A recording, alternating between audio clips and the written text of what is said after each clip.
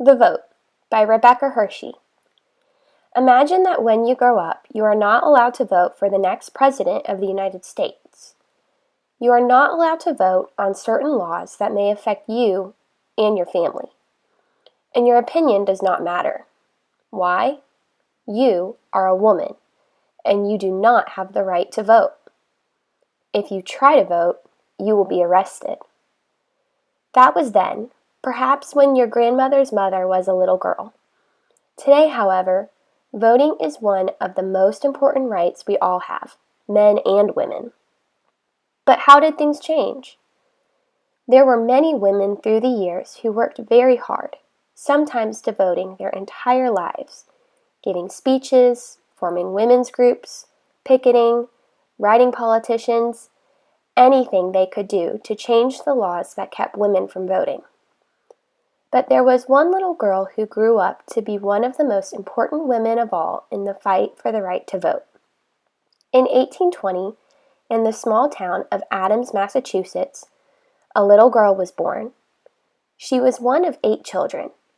Her mother and father named her Susan Brownell Anthony.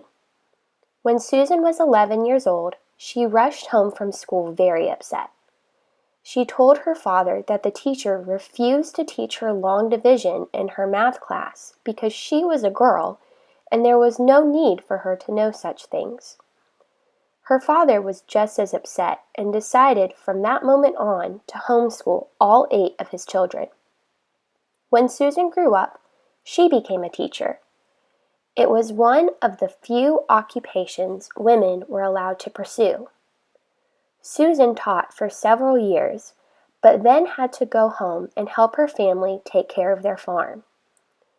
When she did venture from home again, it was to meet a woman many people were talking about, Elizabeth Cady Stanton. She was very involved in the fight for women's rights, but men felt that she was just stirring up trouble. However, Susan very much wanted to meet her, and she did. In 1872, Susan and several other women tried to vote in their hometown and were quickly arrested. But nothing could stop Susan Anthony or Elizabeth Stanton and so many others. It was a cause worth fighting for. More than 40 years later, women picketed outside the White House, asking President Wilson to pass an amendment to give all people the right to vote. On this day, November 14, 1917, many of the women peacefully picketing were injured by soldiers and violence broke out. The women were once again arrested, but as the country began to hear about the terrible unrest in the country, there were signs of real change. Susan Anthony and Elizabeth Stanton kept up the fight for women's rights for more than 60 years.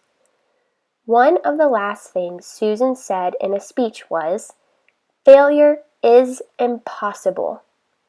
And she was right.